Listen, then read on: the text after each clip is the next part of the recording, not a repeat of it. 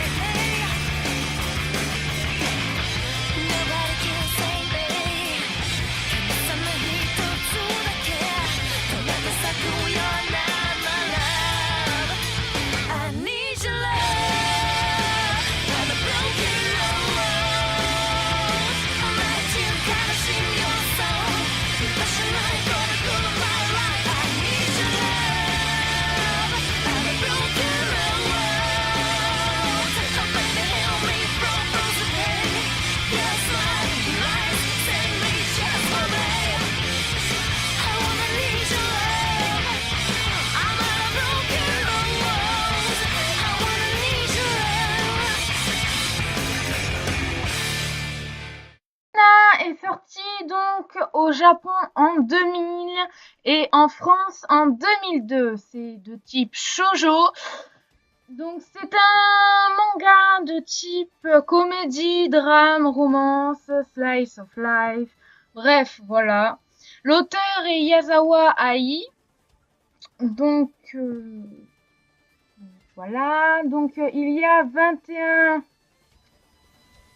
21 tomes, je dirais, et 46, je crois. 46 en anime. Il est en pause pour cause l'auteur de ce manga a des problèmes de santé. Donc voilà.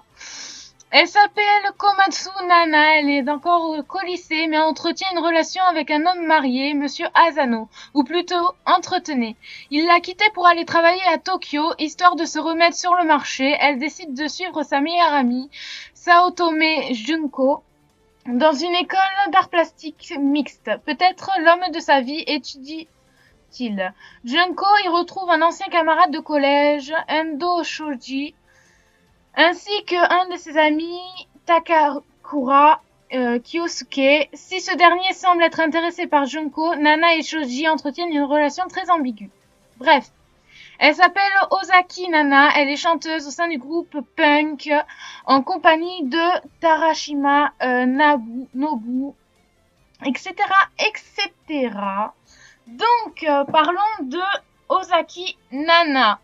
Nana est une personne qui a vécu beaucoup. Après que son compagnon l'ait quittée, elle est décidée d'aller dans la grande ville, se reformer et ainsi peut-être reformer un groupe. Ensuite, pour Nana Komatsu, aussi surnommée Hachi par Nana Ozaki, parce que tout simplement que c'est un petit chien, elle adore la mode, c'est une vraie fifille, une fille, mais elle vivra des choses pas mal dures, on va dire. Il y a deux groupes, Trapnest dont fait partie le guitariste qui a quitté le groupe de Nana Ozaki, et le groupe Blackstones que fait partie Nana et qui a quitté le guitariste, l'ancien compagnon de Nana. Pour moi, critiquer un tel manga, c'est vraiment un honneur, puisque en effet, cette série a fait le tour du monde, fidèle à son exclusivité et à son originalité dans le genre, car Nana est un peu au monde du shoujo ce que Naruto est au shonen. C'est juste magique, c'est une bombe ce manga. Mais bon, prenons un peu de recul, je ne suis pas là pour faire des éloges. Donc, pour commencer, Nana est un shoujo, pourtant c'est un manga qui se détache du genre, comme je l'ai dit, il y a quelque chose de plus, quelque chose de différent des autres shoujo.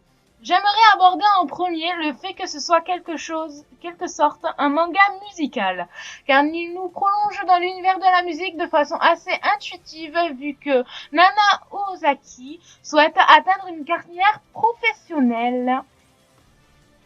Est en quelque sorte classique, deux filles du même âge, au caractère et au physique complètement opposés, se rencontrent et deviennent amies. Ces personnages sont d'ailleurs caractérisés simplement dans le tome 1, Ai Yazawa.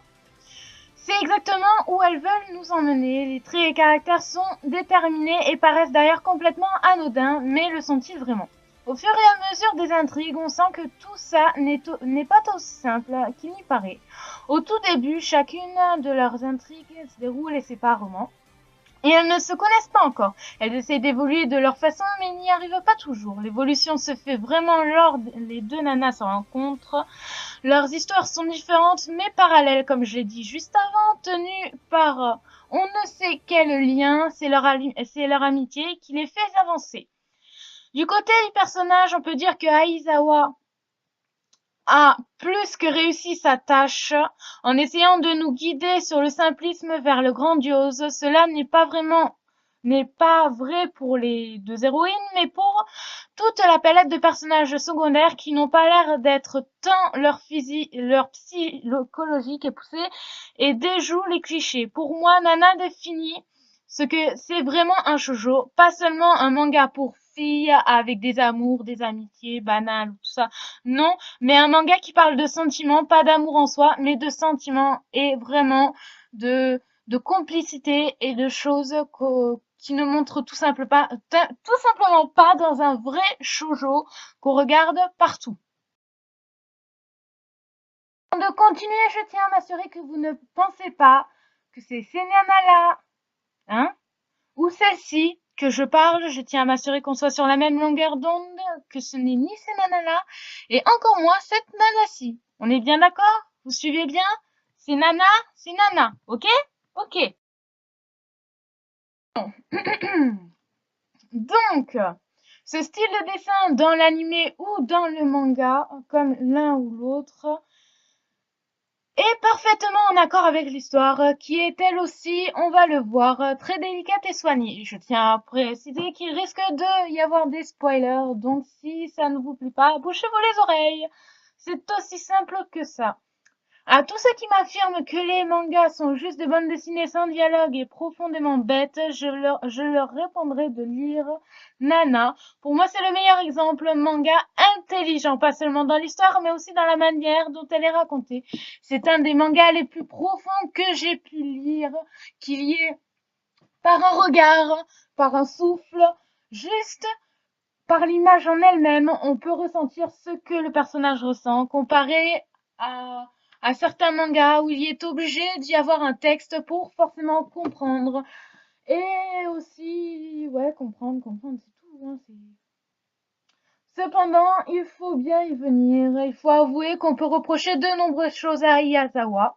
Malgré le fait que l'histoire et les intrigues s'éloignent la plupart du temps des clichés, il arrive très souvent que l'auteur il arrive très souvent à l'auteur de retomber dans des niaiseries classiques que seul le shoujo est capable de nous offrir.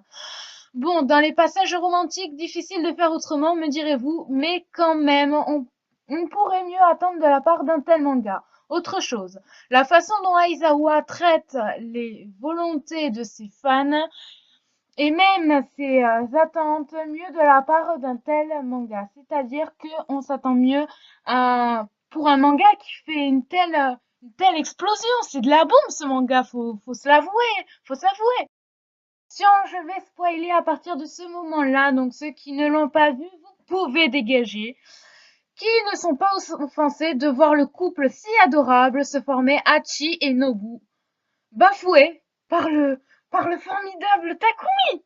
Je suis sûre que ça a choqué tous ceux et celles qui l'ont lu. Honnêtement, ça nous ramène à, je sais pas, personnellement, il y a d'autres choses et d'autres personnages que j'aurais aimé ne jamais voir comme lui, entre autres, où Hachi découvre que Shoji l'a trompé. Mais merde quoi! Merde! On se retrouve dans un shoujo normal. Normal. Négliger autant l'attente des lecteurs, d'accord, c'est être fidèle à sa propre volonté en tant qu'artiste. Mais c'est surtout du pur sadisme, je vous préviens. En même temps, ça fait que Nana est plutôt imprévisible. Jusqu'au dernier tome sorti, Aizawa aurait fait voir autant à nous qu'à ses personnages des vertes et des pas mûres. Elle, au moins, a l'air de savoir ce qu'elle fait. C'est plutôt rassurant car au sens futur et à mesure des tomes, on se rapproche de la fin et on espère qu'elle ne sera pas trop expéditive car Nana a su nous séduire jusqu'ici et même au-delà. Je tiens à préciser que je trouve passablement passable le fait que Hachi, d'accord, est quelqu'un de très gentil et elle est fan. Mais de là à dire qu'elle est... Attention, spoiler, spoiler. Mais de là à dire qu'elle est amoureuse de Takumi et surtout n'arrivant pas à lui dire qu'elle ne veut plus le voir, mais c'est juste, je trouve ça vraiment décevant d'un tel manga. Après, voilà, chaque personnage, à mon avis, sont attachants. Je trouve que pour moi, pour ma part, tous les personnages, à part Takumi, ont, comment dire, ont, ont leur histoire, ont leur vécu et surtout ont leur utilité.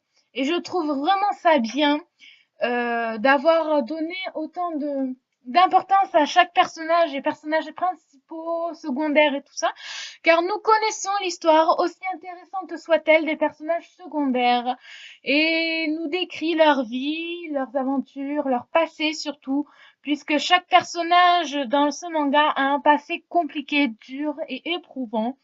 Ce n'est pas un shoujo normal et ordinaire, mais un shoujo plutôt original et jamais connu à ce jour. Si je dois bien lire un manga, vous dire, voilà, ce manga est vraiment de la bombe, comme je l'ai dit au moins 3 fois. Je tiens quand même à dire, même si ça a été long parce que oui, ce manga a été long à décrire puisque je ne savais pas trop quoi dire. Ce manga a plus de points positifs que négatifs, donc je vous recommande vivement de le regarder, d'apprécier et de me dire ce que vous en avez pensé parce que ce manga est juste sensationnel avec toutes les sensations sensationnelles. Regardez cette vidéo jusqu'à la fin, mets un petit pouce bleu si tu as aimé et je vous remercie infiniment.